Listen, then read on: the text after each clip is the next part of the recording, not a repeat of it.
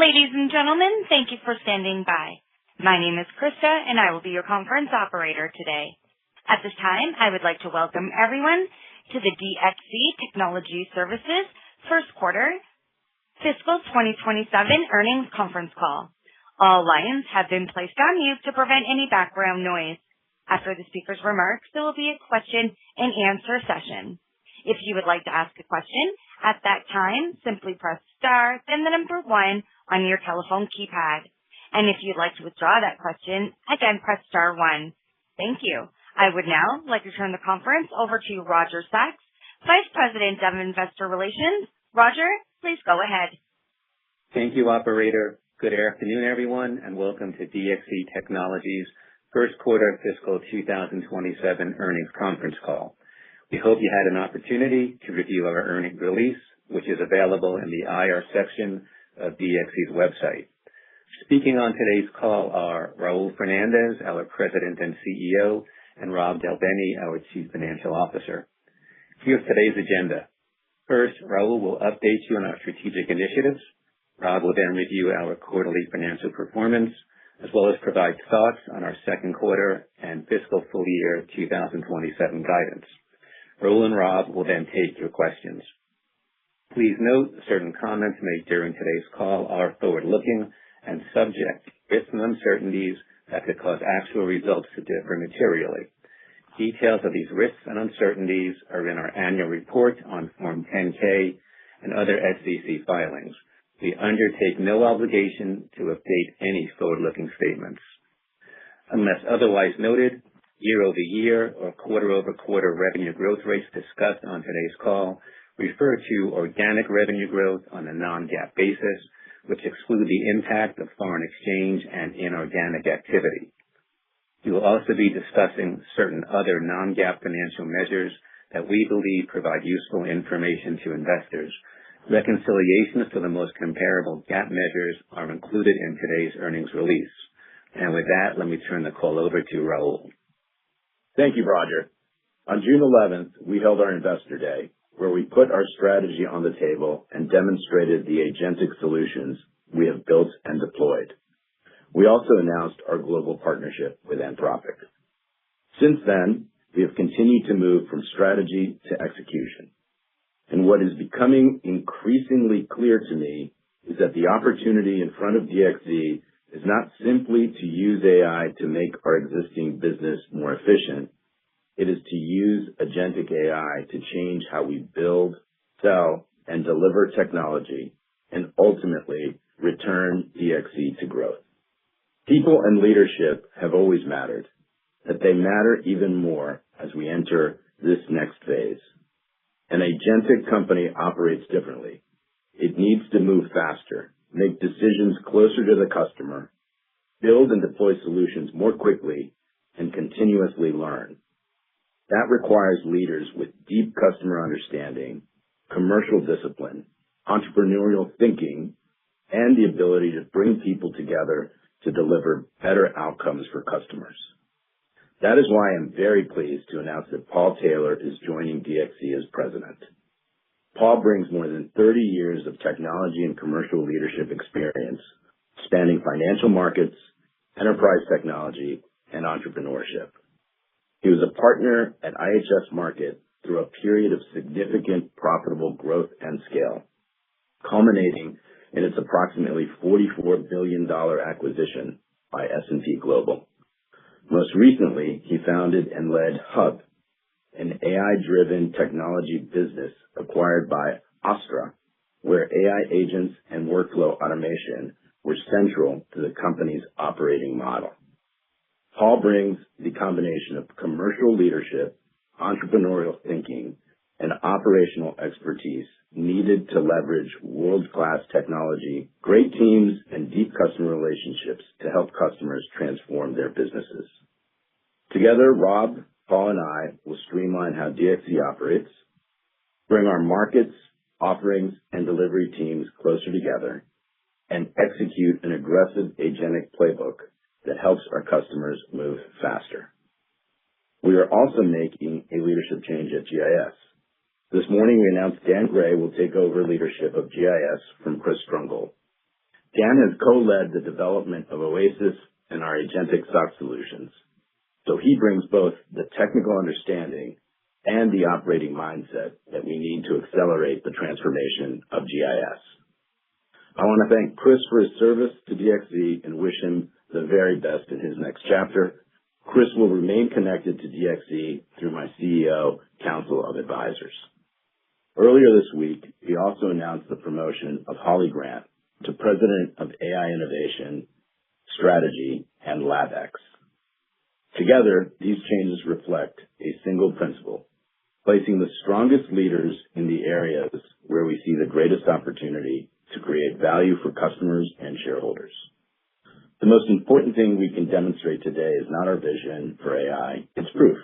Over the last year, DXC has adopted a simple philosophy we call Customer Zero.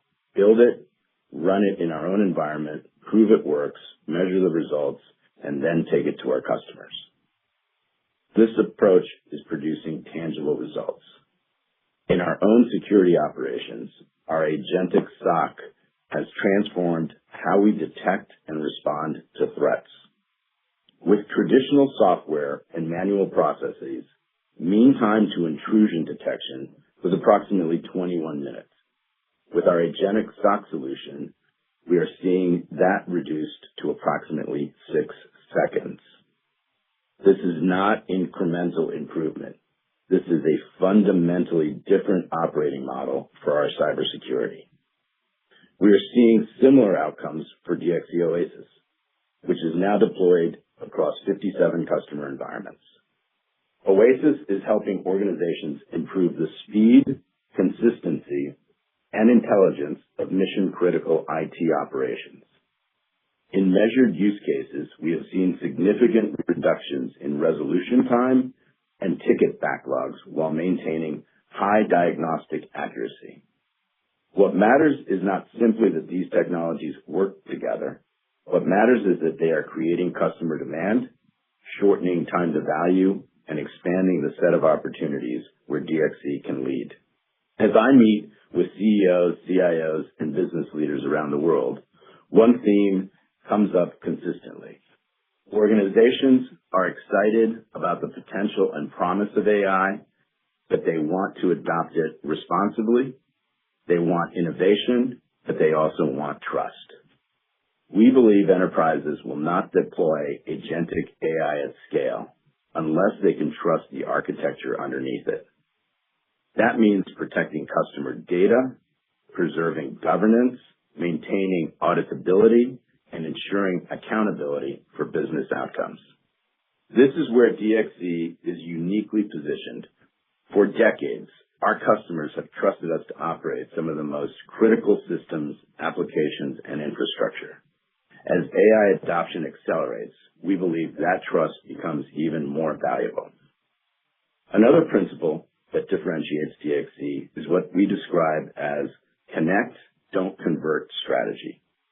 We do not believe enterprises should have to discard decades of business logic, institutional knowledge, and technology investment in order to benefit from AI. Instead, we connect new intelligence to existing environments. We help customers preserve the systems that run their businesses while unlocking new levels of automation, insight, and productivity. Their legacy investments are not liabilities. They are strategic assets. By combining AI with the technologies customers already depend on, DXC can accelerate modernization while reducing risk, cost, and disruption. And because our architecture is designed around flexibility and portability, customers retain the ability to adopt new models and technologies as the market evolves. We believe this flexibility will become increasingly important as enterprises seek to avoid becoming dependent on any single AI provider or technology stack. And this brings me to the most important point. The return to growth at DXC will be fueled increasingly by products and solutions that we can build in a capital-light way. This is not an M&A strategy. It's not about buying growth. It is about taking the assets we already have, our customer relationships, our industry expertise, our heritage platforms, our proprietary IP, and our 113,000 colleagues, and using AI to build products around them faster, with less capital and less dependency on incremental labor. Since Investor Day, we are already seeing evidence of this in how customers move. Where traditional enterprise technology sales cycles have historically taken 6 to 12 months, we are now seeing evaluation, proof of value, and contracting in 6 weeks or less. For Oasis, prospects are completing full evaluations and reaching contract stage in under 6 weeks. With our agentic SOC offering, a leading global entertainment and technology company completed their technical evaluation in just over 4 weeks and went on to sign a multi-year, multi-million-dollar engagement. That acceleration matters because speed compounds. Faster innovation creates faster adoption. Faster adoption creates more proof points. More proof points create more demand. One of the clearest examples of how we are moving from AI strategy to execution is the launch of our forward deployed engineer model. FDEs are a new class of hybrid AI builders who work directly inside customer environments, turning AI concepts into deployed outcomes and then capturing the reusable patterns that allow us to scale. In mid-July, we began certifying DXC engineers with Anthropic through hands-on base camps in San Francisco and London. This brings together some of the best technical talent from DXC and Anthropic and creates a new class of forward-deployed engineers who take these capabilities directly into customer environments. We are seeing early momentum with our first 86 trained, giving us an initial deployment-ready bench. As we shared last month, together with Anthropic, our goal is to certify tens of thousands of forward-deployed, cloud-certified engineers and builders. We are taking that one step further. DXC is developing a multilingual forward-deployed engineer certification model that combines Amazon QuickSuite, Anthropic, Microsoft Copilot, 7AI, and 11 Labs, whose FDE partnership we announced earlier this week with our proprietary Discover, Build, Scale methodology. Historically, technology services grew largely through labor expansion. Revenue growth generally required proportional increases in headcount. AI changed that equation. It allows us to build faster, operate more efficiently, support more customers, and increasingly deliver outcomes that are measured by value rather than effort. At the same time, the economics of AI continue to improve. As models become more capable and operating costs continue to decline, the number of economically viable use cases continues to expand. This creates opportunities to introduce new products, new pricing models, and new sources of recurring and consumption-based revenue. Combined with our scale, customer relationships, intellectual property, and industry expertise, we believe this represents a meaningful opportunity to improve both growth and profitability over time. Most importantly, we can pursue this opportunity while remaining disciplined with capital and focused on free cash flow generation. When I compare DXC today with where we were a year ago, I see a company that is increasingly turning strategy into execution. We have clearer priorities, we have stronger leadership, we have built and deployed real agentic solutions with measurable results. We have trusted partnerships, and we are creating a new generation of AI-enabled talent and capabilities. Importantly, we are seeing customers respond. The strategy remains unchanged. We will continue to stabilize and improve the core business while building AI-native sources of growth. What has changed is the evidence. We are proving our technology, we are proving our operating model, and we are proving that AI can help create a stronger, more profitable, and more sustainable DXC. Now our focus is on execution, scaling what works, creating value for customers, and delivering long-term growth for shareholders. Through 11 labs, my script will be available in 6 languages immediately following this call. Thank you. Thank you, Raul, and good afternoon, everyone. Today I'll go over our first quarter results, provide guidance for the second quarter, and update our full fiscal year 2027 outlook. Now, starting with the first quarter results. Total revenue was $3 billion, down 6.7% year to year, slightly above the midpoint of our guidance range, driven by better than expected performance in CES. Market conditions remained as expected, with continued customer caution and short-term discretionary projects, most pronounced in IT infrastructure projects. Total bookings increased 5% year over year, driven by several large deal wins in GIS.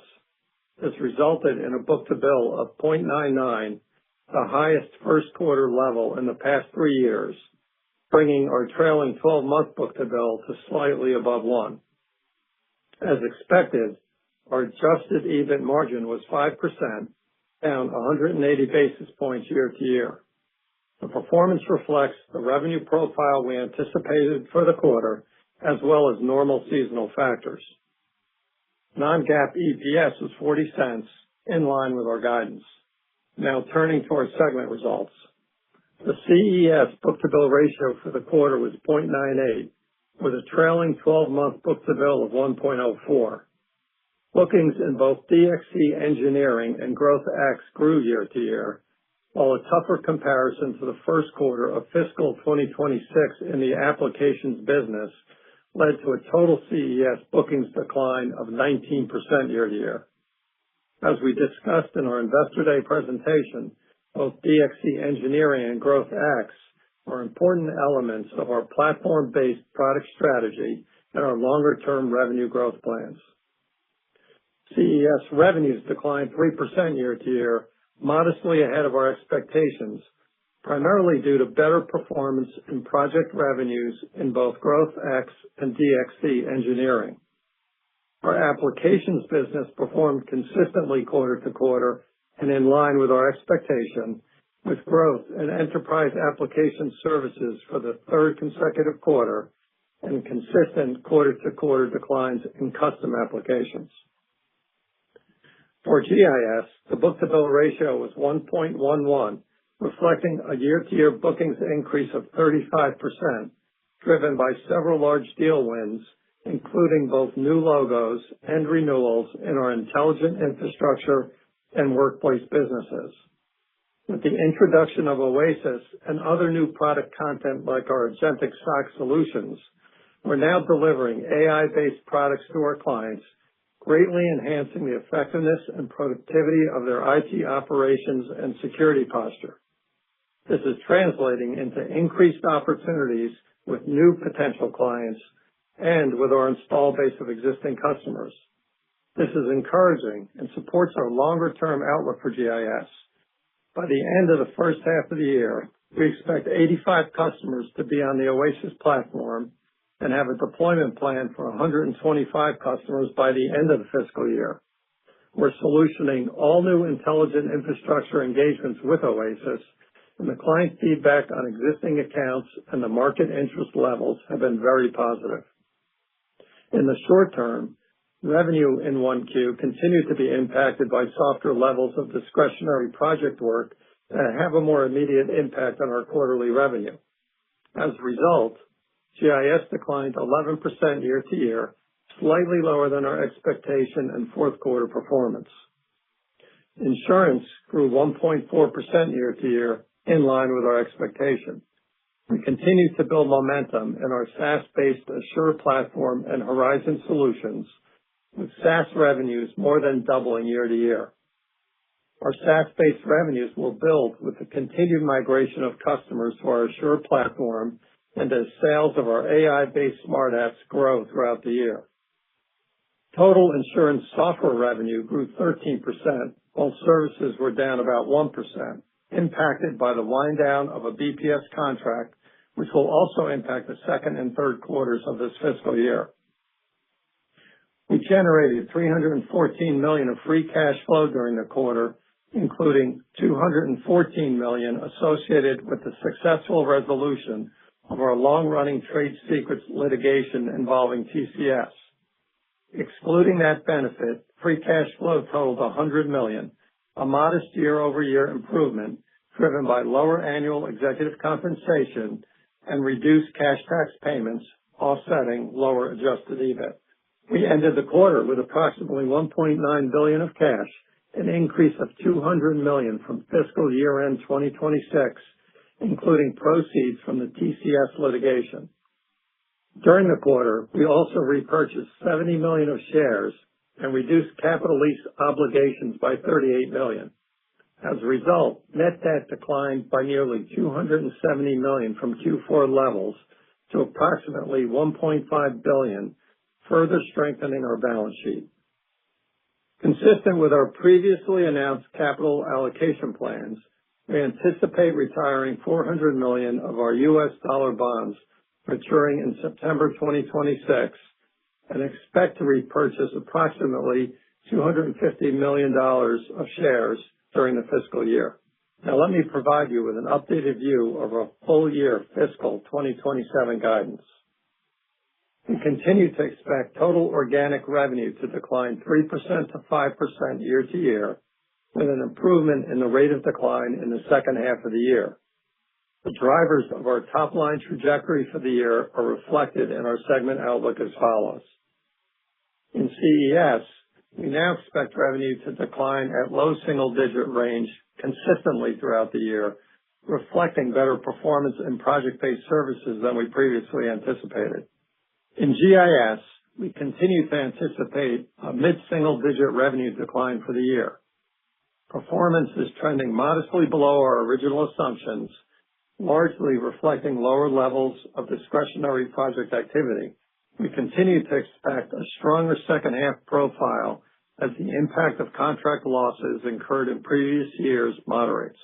In insurance, we continue to expect low single-digit revenue growth for the year, with better second half performance driven by the ramp of expected new customer contracts, continued momentum in our AI and cloud SaaS offerings, and the positive impact of the previously mentioned contract runoff, which wraps in the fourth quarter.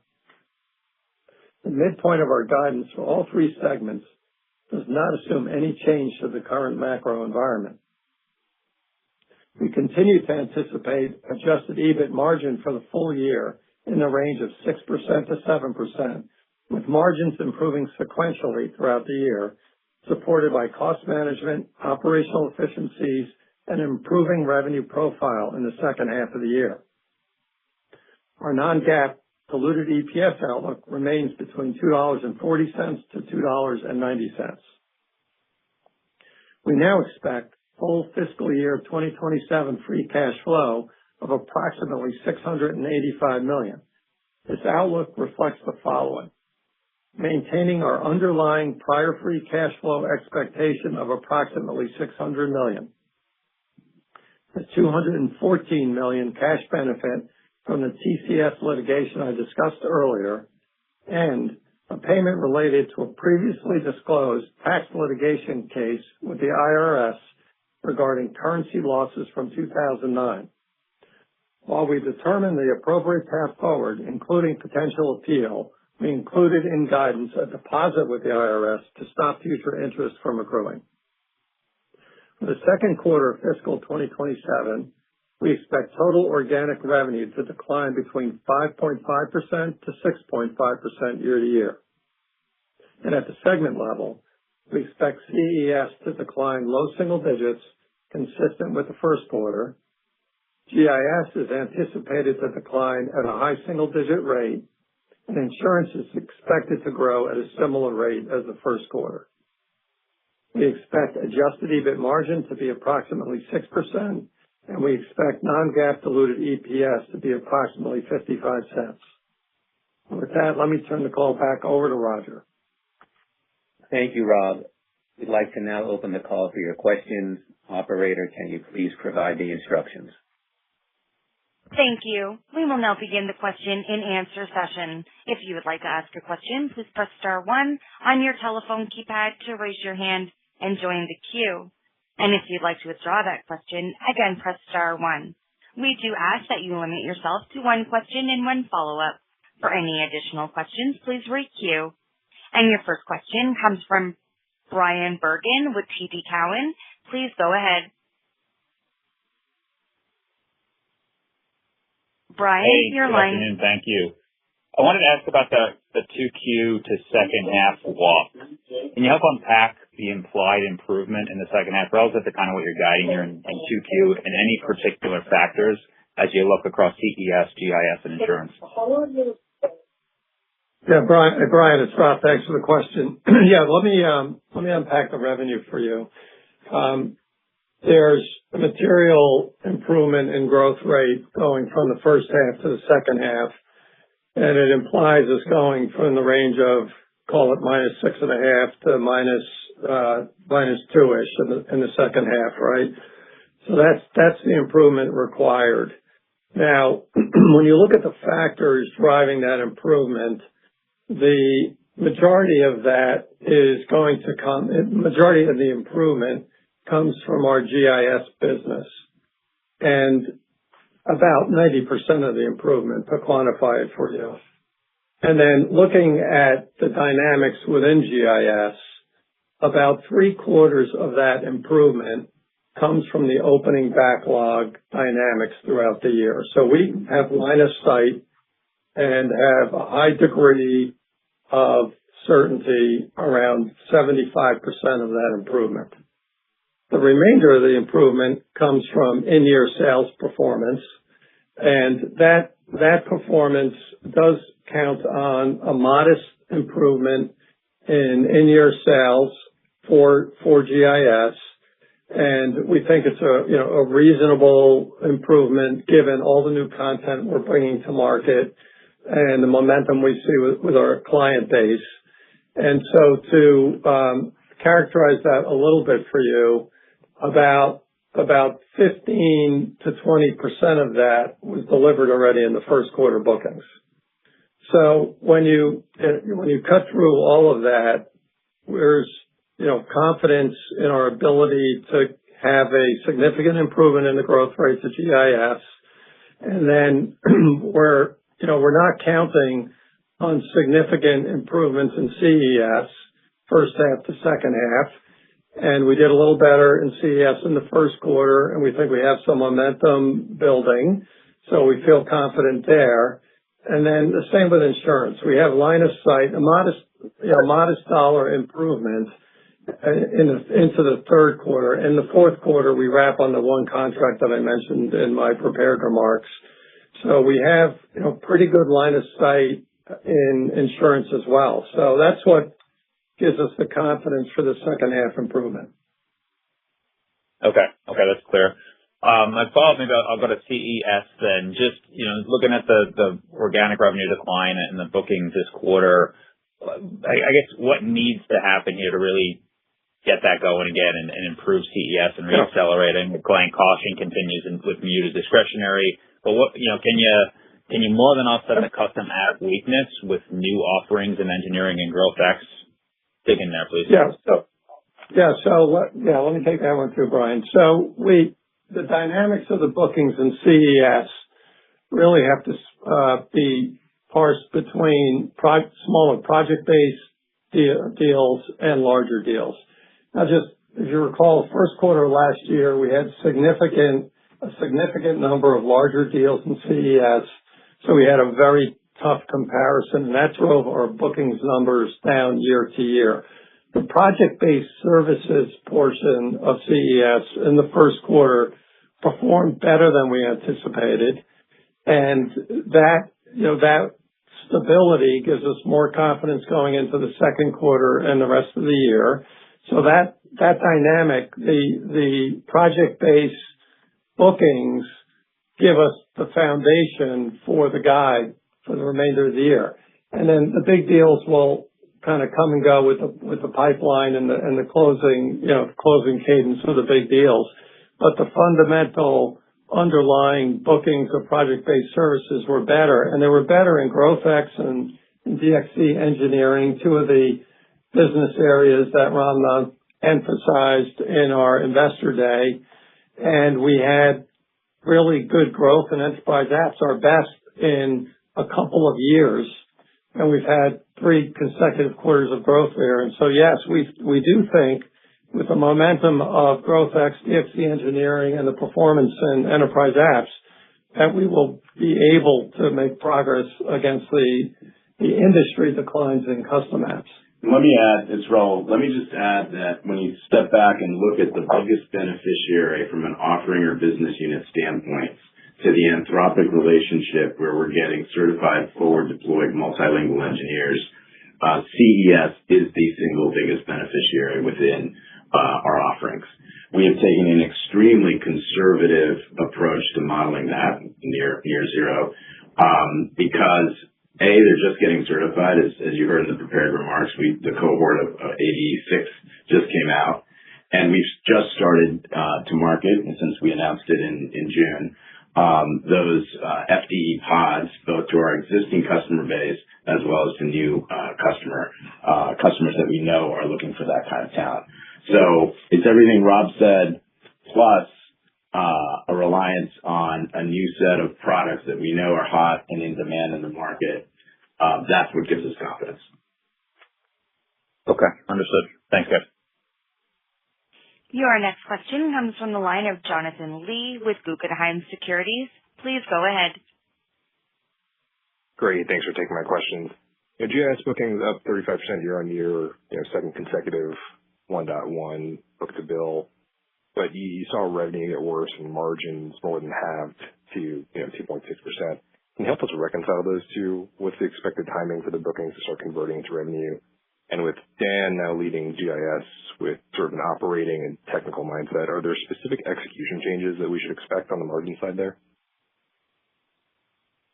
Yeah, so Jonathan, in GIS, it was kind of the opposite situation from CES in that we have a strong pipeline of larger deals, and it continues to build.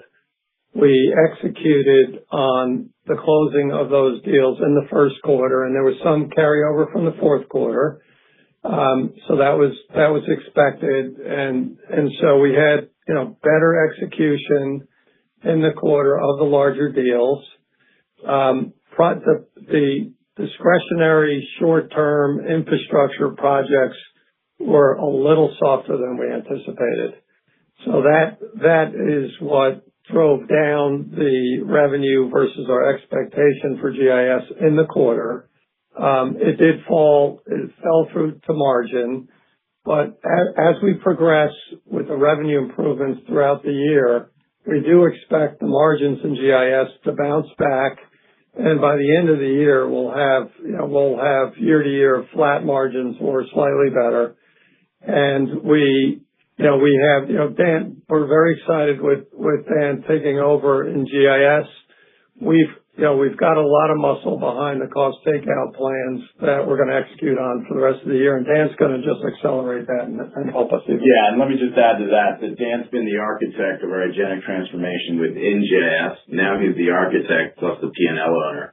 That unification of responsibilities and outcome is absolutely critical and clear, and the speed at which that we have to get it done, he fully appreciates and understands, and I have a lot of confidence that he'll get it done. Thanks for that color. And just as a follow-up, the fiscal 27 outlook midpoint still assumes no change to the current macro, but your commentary through June, July has trended a little more cautious. What gets you to the high end of the range versus the low end of the range? And then within that range, how much of that back half improvement is already contracted or in late stage signing versus what remains sort of in that go-get phase? Yeah, so we do have no change in macroeconomics baked into the forecast. If there is two things for us would help get us to the high end of the range. First is if there is a loosening of discretionary project-based work, that would be very helpful and push us to the higher end of the range. And secondly, as Raul just mentioned, we've been very conservative in the yield for the new content that we have, particularly the Anthropic content. So if we, make progress there and generate bookings and start to generate revenue in the second half of the year, that'll help us as well. So those are the two factors that could push us to the higher end. In terms of the risk, I kind of framed it in my first answer to Brian's question. I mean, we have a very solid base of improvement baked into our opening backlog, and we are not contemplating a significant improvement in project-based services in GIS. It's very modest.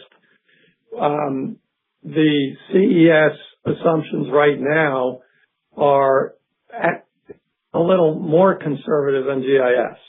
So we are not expecting a pickup in project-based services in GIS. So, I'd say there's more opportunity than not in the guide on balance.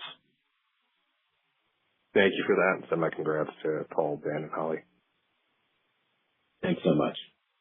Your next question comes from the line of Jamie Friedman with Susquehanna. Please go ahead. Hi. Those were all good questions. I was wondering, Raul, I realize we're only one quarter into a long journey relative to the Analyst Day, and that one landed right in the middle. But is there anything in either GIS or CES that you're seeing that would influence or inform your view about this long-term strategy? For example, I think GIS is really predicated on an OASIS incremental value contribution, strengthening the core. On the CES side, it's a lot of growth X. So, yeah, I realize it's, you're just first couple of steps after that event, but is there anything to, give you increased confidence you're on track or otherwise? Thank you. Yeah, I just finished, since Investor Day, a really great tour of existing customers and prospects. And I led with the most important content from our deployments with OASIS and Agentic SOC. And that is the real unbelievable reduction in time and cost to do critical functions that are very routine, both in network operating centers and security operating centers. Those two pages, those two charts, are the only things I bring to a CEO level conversation. Because once they see what we can document, and by the way, I mentioned this win for Agentic SOC with a major entertainment and technology company. That evaluation time from beginning to end, to then beginning in contract phase, was less than 4 weeks. So an incredible time to decision making. We're seeing that with Agentic SOC. We're seeing early similar signals from our OASIS sales. And so that gives me that we have data and solutions that have real benefit and impact. B, that it gets us in a totally different conversation than we've traditionally been. And C, technically, as we win these new engagements, I'm just really, really proud of the team because they are technically winning and really standing out very, very far ahead of any competitive benchmark. So technical win, speed to close, and just data that no CEO, CIO, CTO, or business unit head can afford to ignore. Those are all the positive signals that I've seen since Investor Day. Okay, and then just as a follow-up, and I should know this, but with the bookings, do you give the net new or renew? And if not, at least qualitatively, can you talk about how the new is resonating? Yeah, Jamie, qualitatively, the net new bookings have improved. And the first quarter was better than it's been in a while. So we are making progress in net new. Interesting. Okay. Thank you both. Thank you. Your next question comes from the line of Keith Bachman with BMO. Please go ahead. Hi, good evening. Thank you. I wanted to ask, you brought in new leadership. What do you think was missing? Why the new leadership? And do you feel like you have the leadership in place to execute on the plan? Look, running a company in an agentic world is very different than anybody's previous work experience. And that cuts across every industry, every type of company.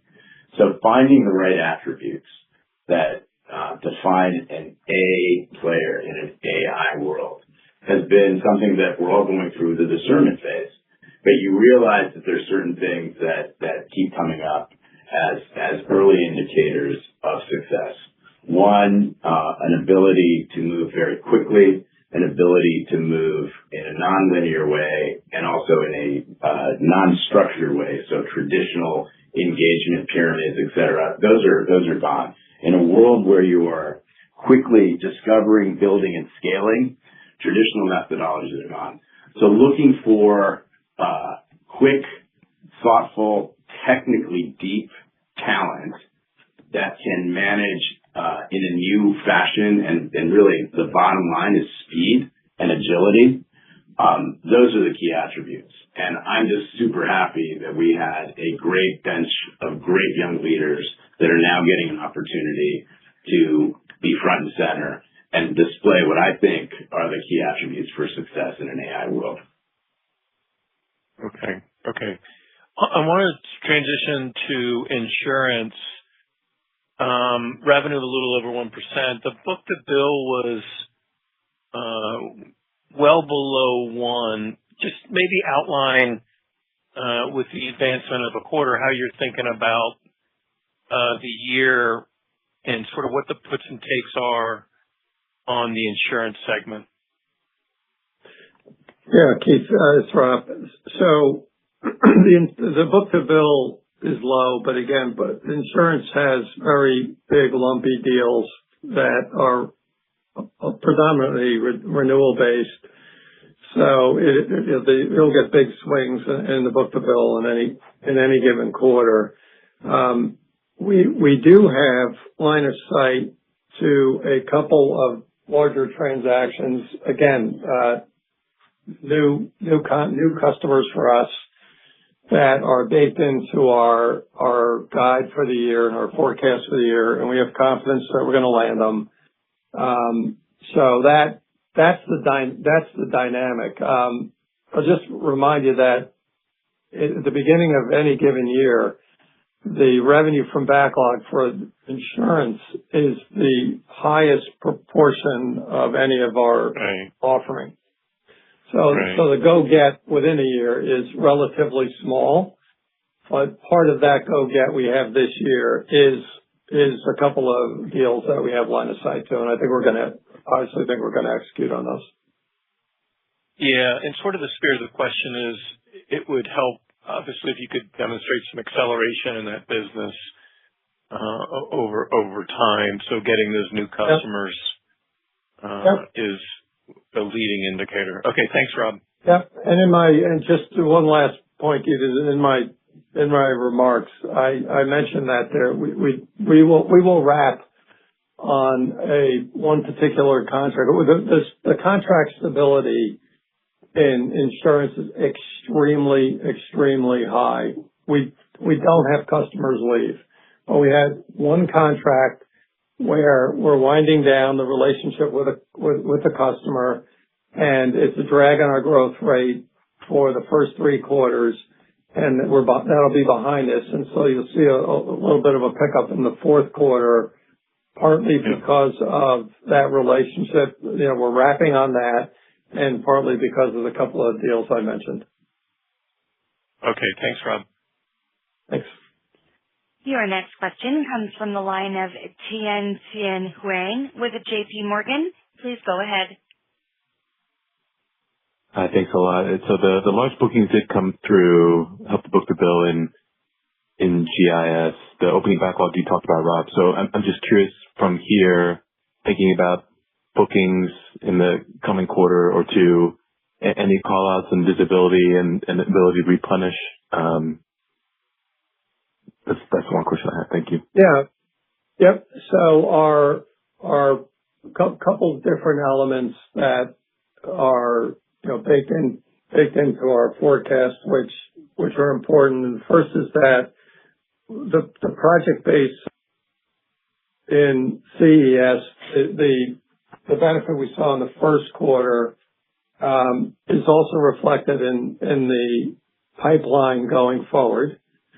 So we have confidence that we're going to be able to continue to execute at the rates we had in the first quarter. So that's a real positive. The second thing I'd mention, just longer term in GIS, even though we had a good quarter of bookings, the pipeline in a longer term big deal pipeline in infrastructure services is strong. And I attribute a lot of that to the fact that we now have Oasis, and there's lots of interest in it. And we have a very nice proportion of new customers in the pipeline. So that is encouraging and gives us confidence in the longer term here in GIS that will improve our performance. Again, if you would like to ask a question, please press star 1 on your telephone keypad. Your next question comes from the line of James Faucette with Morgan Stanley. Please go ahead. Thank you so much. I want to follow up just quickly on the bookings and pipeline conversion. Seems like, that there's some opportunity to improve that, and it seems like you have. Just, can you talk to us about how we should think about ongoing improvements and how important those are going to be to being able to realize kind of targets on a go-forward basis? Yeah. So, James, I think one thing that's encouraging to us, and we're, albeit early, the discussions we're having on potential Oasis customers are moving at a faster pace than traditional IT outsourcing discussions we've had in the past. So it gives us optimism that the rate, close rates on those longer term deals are going to move faster. Now, we have to prove that, and we're just beginning here, but the early indications are that customer interest is driving an acceleration of timing. So we're hopeful with that. Now, we don't have that baked into our numbers, so we're not counting on that in the numbers in the guide. Got it. Okay, that's super helpful. And then I wanted to also follow up on Raul's comment on in change of leadership. How are you feeling? Clearly, agentic has some different skill set requirements, et cetera, and there may be some opportunity there at the leadership level. But what about in just regular staffing and developing skills of the organization generally? Is that something you can do organically, or should we look for you to look outside, whether it be acquisition or increased hiring and associated churn? Just wondering how to think about that component of management. Thanks. Yeah, no, that's a great question. And what's interesting is in this calendar year, we have gone from thinking about engaging with a customer with a mindset of discovery taking 3 to 6 months, prototyping 6 to 12 months, deployment at month 12 and beyond. Those have now been cut down to days and weeks. And the ability for people to think differently, to move beyond best practices of yesterday, move beyond and not be burdened by what used to be a great way of building things like Agile. It's a completely different mindset. We are all going through this. We are all discerning how our teams are across every company, and we are taking lessons learned in terms of what makes a great AI player and trying to put those tools and that training in the hands of every single employee that we have. Now, having said that, Some will make it, some will not. But I also believe that an organic, non-M&A approach where you are selecting players in a very thoughtful manner is absolutely the best approach. The skills, the mix of collaboration, the mix of being able to own an outcome, the mix of being able to work in much smaller but faster teams, that is a different combination. And frankly, we have some of those people, and if we don't, we're going to try to retrain our people. And if we aren't able to do that, we will aggressively recruit those people. So I think it's a complexity of this moment in time and the transformation that AI both provides as an opportunity and the challenge of finding the right skills, the right players in the right places to take advantage of that opportunity. Great.